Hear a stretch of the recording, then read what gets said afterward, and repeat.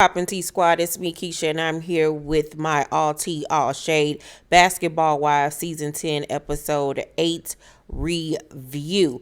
Okay, so I just finished watching the episode. Oh god, this is just a mess. Where do I want to start? So the ladies arrived to Vegas. In the beginning, everybody is getting along pretty much. Jackie has a surprise for Duffy's birthday, and she takes the ladies to this camel safari.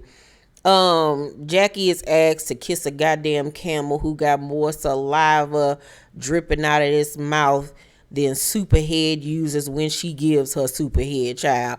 It was disgusting. I did not know that Jackie told the girls that she did not give Doug oral. I never remembered her saying that. Because somebody was like, you don't give Doug oral, but you would kiss a camel? I don't bit more believe Jackie. Jackie lying. So while everybody's doing the little safari thing, Angel stays back because, of course, she's pregnant and, she's starting to feel the jet lag and everything from traveling. And she stays back and has a conversation with Malaysia about the whole Nia situation and how she want to know why she was, like, trying to shade her and sun her pretty much. So she says she wants to have a conversation with Nia about it. So after the safari, the ladies sit down at a picnic table and talk. And Angel confronts Nia. And Nia flat out apologizes and was like, I didn't mean it that way. I like you. Like, I wasn't trying to be funny, but I apologize. And Angel told her that she felt as if her apology was disingenuous because she heard that Nia was talking stuff about her to Rockstar when they were arguing. And so Nia was like, I was hyped up in the moment. I felt like, I was being pretty much attacked. So, I was just on go at that moment. I didn't think that the girl apology was fake. I mean, I don't know what else was going on the show, but from what I saw on the show, I didn't feel like Nia was being fake. Was her post wrong? Yeah, it was wrong, you know what I'm saying? And the fact that she stood on it in the moment, it was just like, okay, bitch, obviously you don't give a fuck. Okay. Once she realized what she done and how it affected Angel, I feel like that she really wanted to try to right her wrongs with her. So as she's explaining herself, Nia makes a comment that, the people that was the ones that saw my Instagram post. And so Brooke was like, it wasn't people, it was me. I was the one that showed it to Duffy. And then Duffy went and told Rockstar. And so then Nia and Duffy get to going back and forth. And Duffy feels like Nia's trying to bring her into the situation and place blame on her for going to get Rockstar, because Nia said that she felt like her going to get Rockstar was inappropriate because he's a man, and why would you have him confront me, pretty much. And I understood what Nia was saying, and then again, I understood where Duffy was coming from, because from Duffy's point of view, you don't want to upset the mama, which is Angel. She's already having a high risk pregnancy. This is her day. Nobody wants to disrupt her and let her know what's going on. So I'm gonna go get her nigga to, handle it. Or she could have got the girl mama or somebody. I don't know. But then from Nia's standpoint is, we don't involve the husbands and boyfriends. So why would you have a man then come confront me over some fucking Instagram post? Oh, excuse me, y'all. So I understood where both of them were coming from.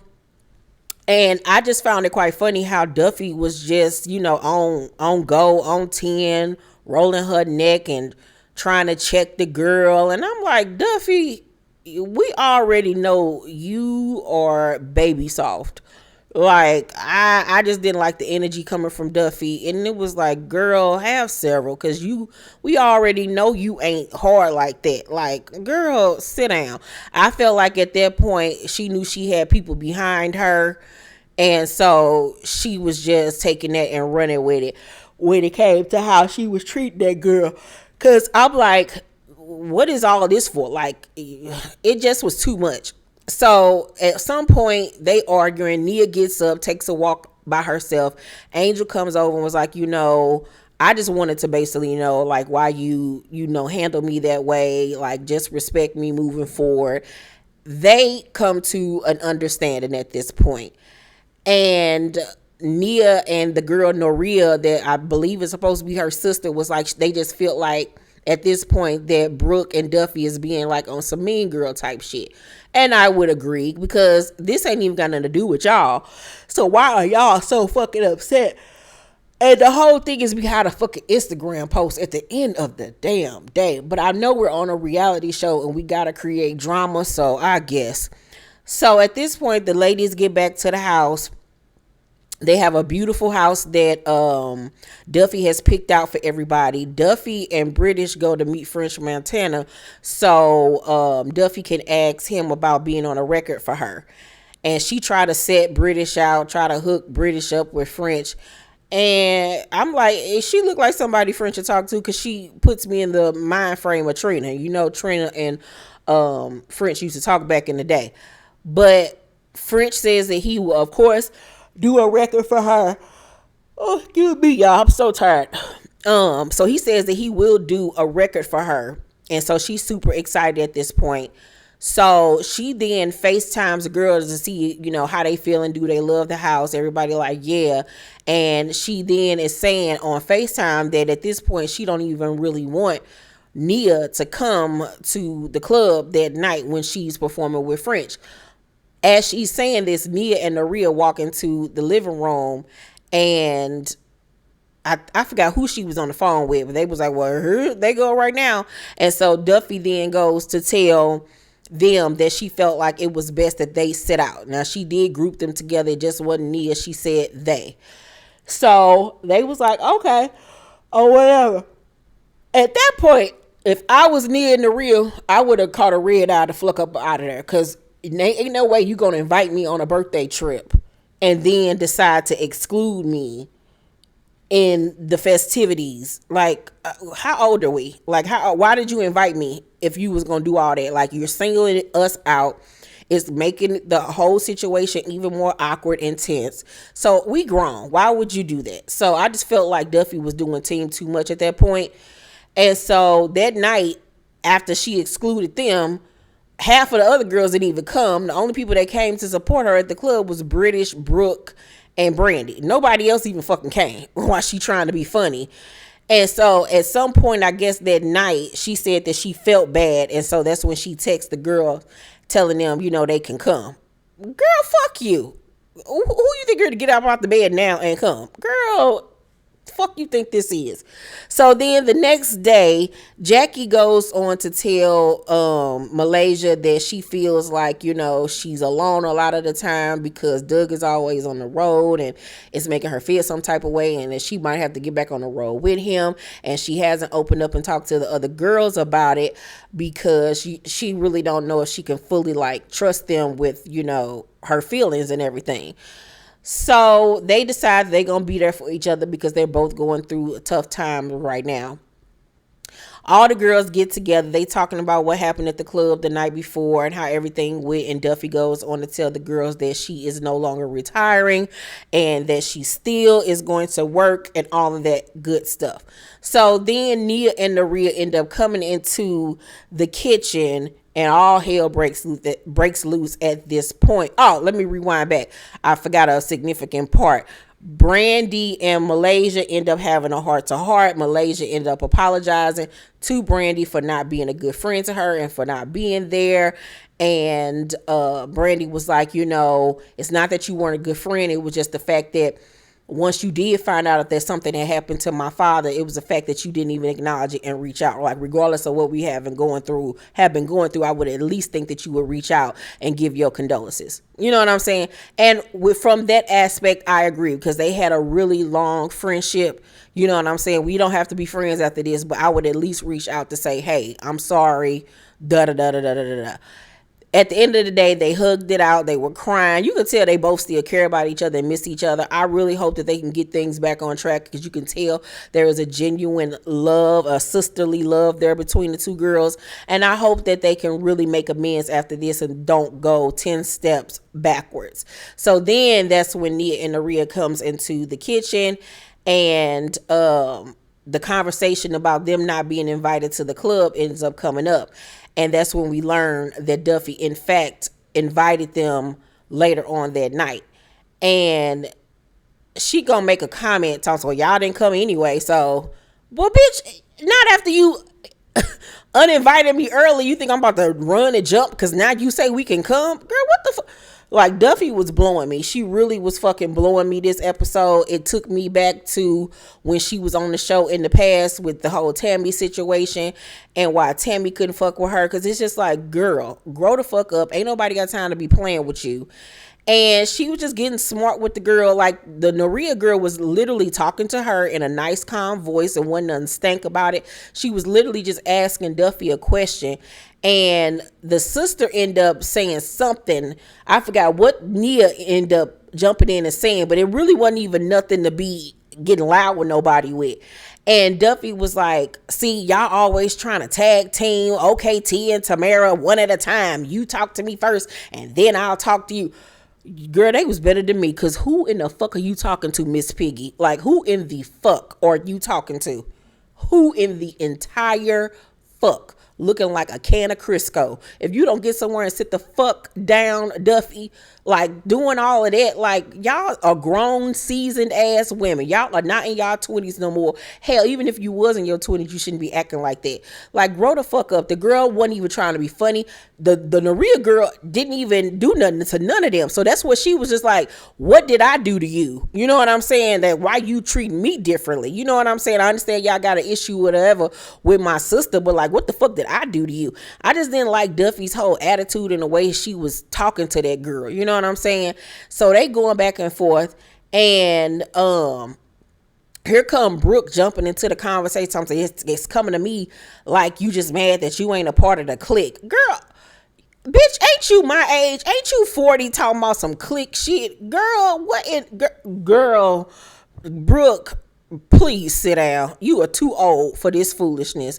And I'm just looking like, are y'all fucking kidding me with this silly ass shit? Like, you sound fucking retarded talking about some clique shit. Girl, this ain't junior high. What, girl? Oh my God. She acting like they all on a fucking after school special, girl, about peer pressure and bullying. Like, what? So the girl was like, girl, I don't give a fuck about no clique shit. Everybody get to arguing, and then here come Duffy walking around the table, charging over to get in this girl's face. Yo, big sweaty booty ass, like, what is all of that for? Why is you running over in this girl's face like you about to do something? So Brandy gets in between them, and I'm looking like, Duffy, you did not have that energy when Tammy wanted to whoop your ass. You sat still. You sat still than a motherfucker when Tammy called your ass the fuck out. Now you want to jump and go run up in somebody's face like you straight up hard. Girl, we already know you pussy.